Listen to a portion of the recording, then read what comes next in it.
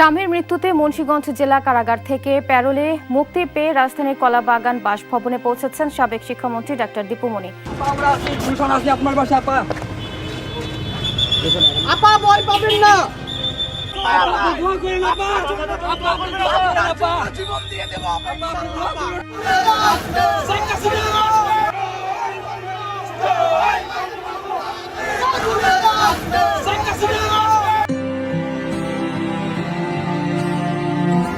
শান্ত নীরব চোখ, নির্বিকারভাবে ঠায় দাঁড়িয়ে মৃত স্বামীর দিকে এক পলক দৃষ্টিতে তাকিয়ে আছেন সাবেক মন্ত্রী ও বাংলাদেশ আওয়ামী লীগের নেত্রী ডাক্তার দীপু মনি।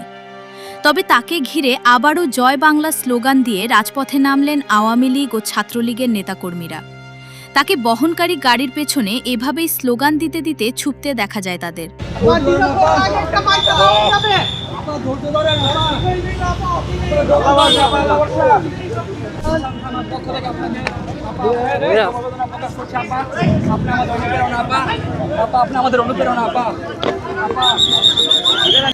এ সময় দীপু মনি নেতাকর্মীদের ধৈর্য ধারণ করার কথাও জানিয়েছেন।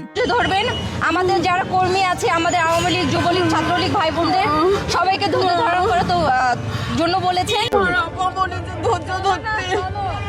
ধৈর্যের ফল অবশ্যই মিষ্টি হয়। উনি বলেছেন অবশ্যই আপনারা ধৈর্য ধরবেন আমাদের যারা কর্মী আছে, আমাদের আওয়ামী লীগ, যুবলীগ, ছাত্রলীগ ভাই বোনদের। দীপু মনি আজ 12 ঘন্টার জন্য প্যারোলে মুক্তি পেয়েছেন, কারণ গত 18 আগস্ট শারীরিক অসুস্থতায় মারা গেছেন তার স্বামী ব্যারিস্টার তৌফিক নেওয়াজ। দীপু মনির স্বামী ব্যারিস্টার তৌফিক নেওয়াজ ছিলেন বাংলাদেশ সুপ্রিম কোর্টের আপিল বিভাগের একজন জ্যেষ্ঠ আইনজীবী এবং আইন প্রণেতা। তবে তার জানাজাকে ঘিরে তৈরি হয়েছে ব্যাপক উত্তেজনা। জানাজাস্থলে দীপু মনিকে আনা হলে আওয়ামী লীগ নেতাকর্মী ও সাধারণ জনগণ জয় বাংলা স্লোগান দিতে থাকেন। যদিও এই বিক্ষোভের বিষয়টি এখনো স্বাধীনভাবে যাচাই করা সম্ভব হয়নি।